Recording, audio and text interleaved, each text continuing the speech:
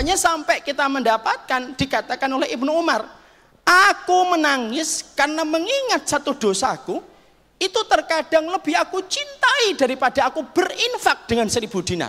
Coba hitung 1000 dinar. 1000 dinar itu, karena saya pengusaha dinar, saya tahu harga dinar 4.800.000. Dikalikan 1000 berarti 4,8 M. Diinfakkan. Ibnu Umar berkata, aku infak 1000 dinar tidak lebih aku cintai daripada aku menangis ketika mengingat dosaku dan kemaksiatan yang pernah terjadi pada kehidupanku. Itu juga yang dikatakan oleh ulama lain, bahwasanya setan itu selalu meneliti malaikat itu selalu meneliti apapun yang kita lakukan. Sampai tarikan nafas pun malaikat raqib dan atid itu tahu tarikan nafas kita. Berapa kali jantung kita berdetak itu dihitung sama malaikat semuanya. Kata ulama. Tapi ada satu momen dan kondisi tertentu setan itu malaikat itu lupa dengan apa yang ada di hadapannya, yaitu ketika manusia yang melakukan dosa sudah meneteskan air mata. Kalau dia sudah menangis, setan itu malaikat itu lupa berapa kali orang ini melakukan dosa disebabkan kagumnya malaikat kepada setiap tetesan air mata yang pernah menangisi dosa yang pernah dia kerjakan. Itu dikatakan pula oleh Ibnu Umar lagi. Orang kalau dia mengambil tempat di satu tempat yang sepi, lalu mengalir air matanya, bukan karena tontonan Korea yang dia lihat, bukan karena India yang ketika ninju sama yang ditinju butuh 5 menit untuk nyampe. Tapi memang betul-betul dia itu menangis karena mengingat dosa yang pernah dia kerjakan. Lalu akhirnya tumpah air matanya. Entah itu di Raudhah, entah itu di Masjid Nabawi, entah itu di Masjidil Haram, entah kita pernah berdiri di belakang imam yang lantunan suaranya datang dari hati. Dan apapun yang datang dari hati menyenggol hati kita sampai meneteskan air mata, walaupun terkadang kita tidak tahu makna yang dibaca oleh imam. Tangisan itu yang menjadikan akhirnya para malaikat menghapuskan dosa-dosa yang kita lakukan dan kemaksiatan yang kita kerjakan. Air mata yang pernah jatuh kepada Allah ketika kita mengingat kemaksiatan yang kita lakukan, itu air mata yang paling mahal. Neraka ketika diciptakan oleh Allah, diberikan wahyu oleh Allah. Hei neraka, aku wahyukan kepada dirimu, kamu tidak akan pernah membakar 2. 1, wajah yang pernah dipakai bersujud kepadaku tidak akan pernah mampu kamu bakar. Makanya gelombangnya api neraka itu tidak pernah bisa membakar wajah yang pernah dipakai bersujud. Makanya ada orang mukmin yang nanti masuk neraka dulu, tapi dia tidak kekal karena kadar dosanya lebih banyak daripada kadar kebaikannya, masuk neraka. Tapi yang membedakan orang-orang mukmin yang masuk neraka dengan orang yang kekal neraka itu apa? Imam Qurtubi berkata, orang yang kekal di neraka, sekalinya mereka dilemparkan ke dalam neraka, ingat ya, orang itu kalau dimasukkan ke neraka itu bukan diletakkan, tapi Allah menyampaikan, idza ulqu fiha sami'u laha syahiqan wa hiya tafur. Orang itu kalau dimasukkan neraka itu dilempar. Allah berfirman di dalam surat Al-Mulk. Kenapa dilempar? Sudah tidak ada lagi fungsinya. Sama kalau kita punya barang sudah tidak ada lagi fungsinya, kita lemparkan ke tong sampah. Apa pernah kita meletakkan, apa pernah kita menggunakan sebuah diksi meletakkan sampah? Enggak. Kita selalu menggunakan diksi melemparkan sampah. Makanya ketika orang itu kafir, mukmin, orang yang syirik kepada Allah, kekal di dalam neraka, mereka dilemparkan ke dalam neraka. Yang membedakan dengan orang mukmin yang tidak kekal di dalam neraka itu apa? Orang musyrik ketika mereka dimasukkan ke dalam neraka, dari bagian wajahnya sampai jempolnya gosong. Tapi orang mukmin,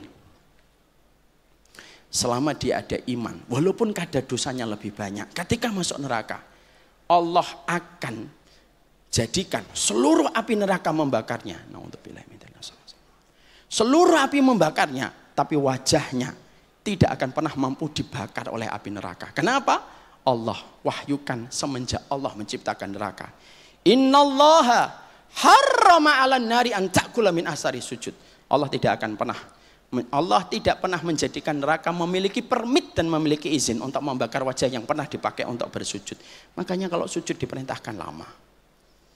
Yang dua, apa yang Allah ciptakan semenjak Allah menciptakan neraka? Neraka itu tidak akan pernah mampu untuk membakar. Air mata yang pernah jatuh, menangis ketika dia ingat kemaksiatan dan dosa yang pernah dia lakukan kepada Allah.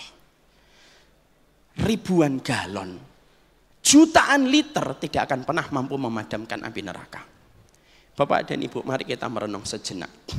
Kita ingin tahu bagaimana kekuatan api neraka. Mari kita lihat salah satu penjelasan dari salah satu imam besar Syekh Shinqiti. Api neraka itu, sampai api di dunia aja ketakutan sampai api neraka. Di dalam satu kitab dijelaskan, ketika api membakar Nabi Ibrahim, maka pada saat itu Allah memberikan wahyu kepada api. Bardan wassalaman ala Ibrahim. Jadilah kamu dingin dan menyelamatkan untuk Ibrahim. Kata Allah kepada api, ketika api itu sedang membakar Nabi Ibrahim. Ketika api itu mendapatkan perintah itu, maka api itu hati-hati ketika menyentuh kulitnya Nabi Ibrahim.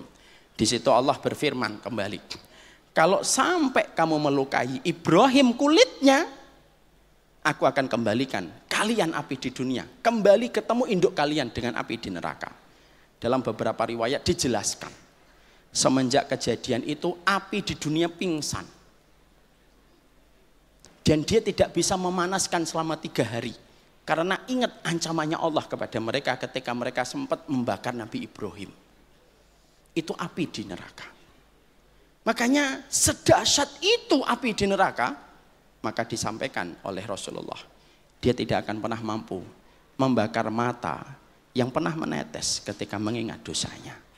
Beruntunglah antum, beruntunglah kamu. Kalau 1 kali saja kita pernah menangis, tangisan itu bukan di depan orang.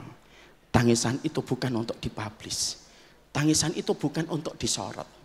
Tapi tangisan itu betul-betul tersembunyi di balik dinding yang tertutup. Di atas sajadah hijau, di atas raudhah kita nangis. Di balik dinding-dinding yang mengelilingi kita ketika kita umroh, tidak ada satupun orang kenal kita, lalu meneteskan air mata. Air mata itu sudah masuk pada rekening kita untuk mendapatkan ampunan besar pada kehidupan di akhirat. Menangislah. Menangis itu bukan aib. Menangis itu rahmat. Makanya para ulama menerangkan tangisan air mata itu ada 3. Ada yang mubah, ada yang berpahala besar lebih daripada sedekah 1000 dinar, ada yang ketiga haram nangisnya. Kapan kita nangis mubah? Kalau kita sedih, kehilangan ibu, kehilangan bapak, nangis. Nangis itu bukan aib. Karena nangis itu tanda rahmat. Nabi ketika Ibrahim meninggal dunia, beliau menggendong itu Ibrahim anaknya.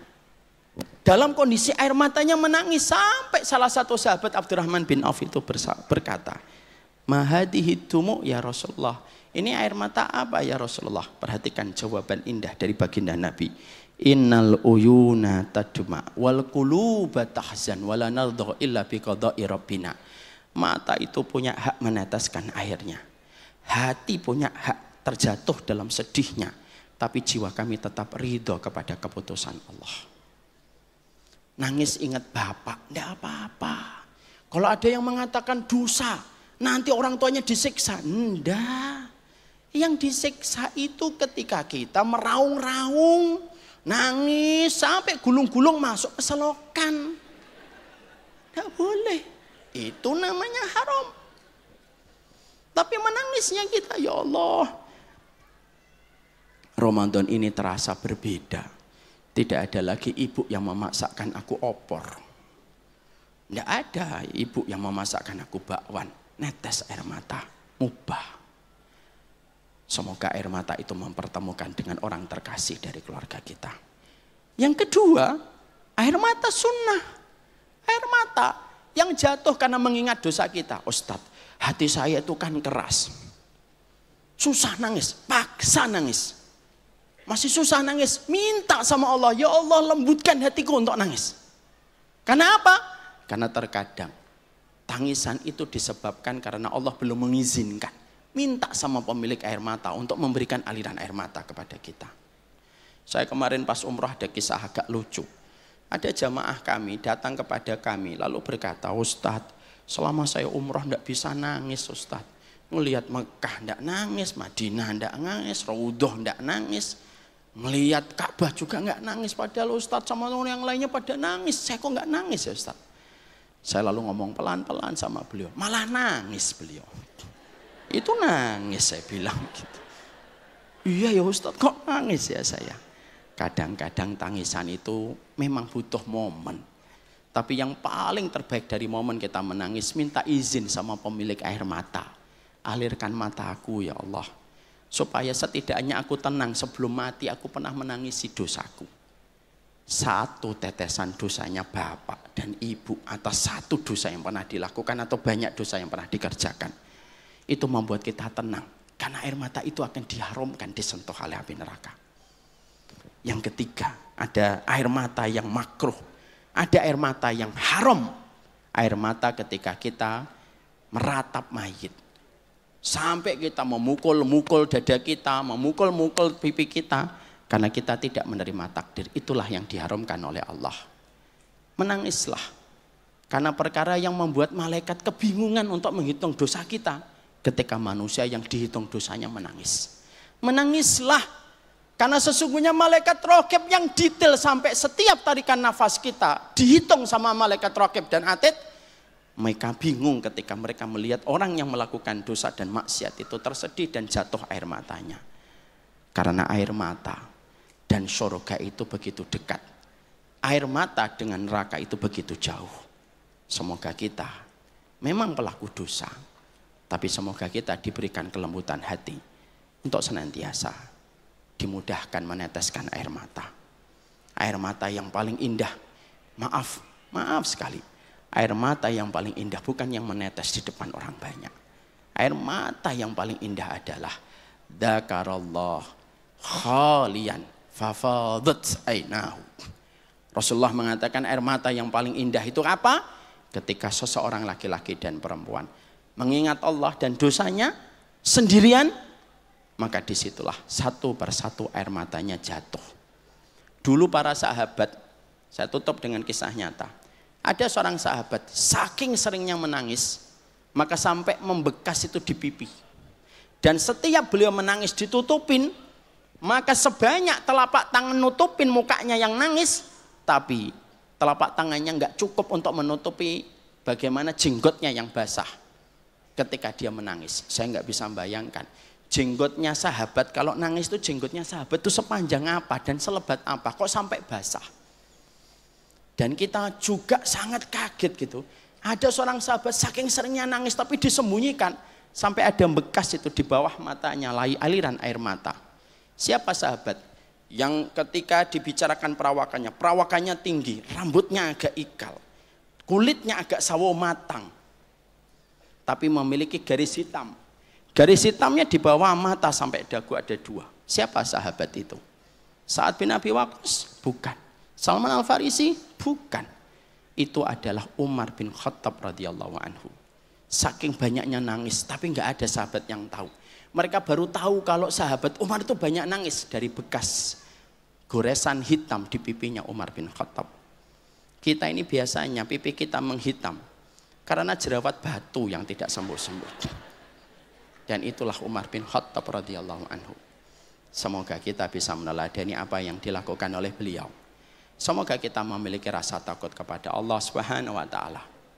Saya tutup karena ini tidak ada pertanyaan, tapi mungkin ada di antara kita yang tanya, Ustadz, kalau saya tidak bisa nangis, boleh nggak saya memaksa-maksa diri saya untuk menangis?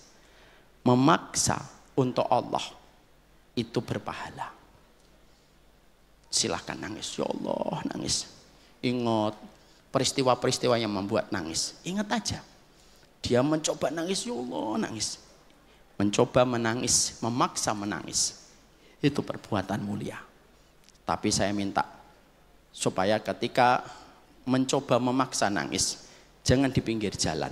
Ya. Dikiranya nanti orang stres dan depresi.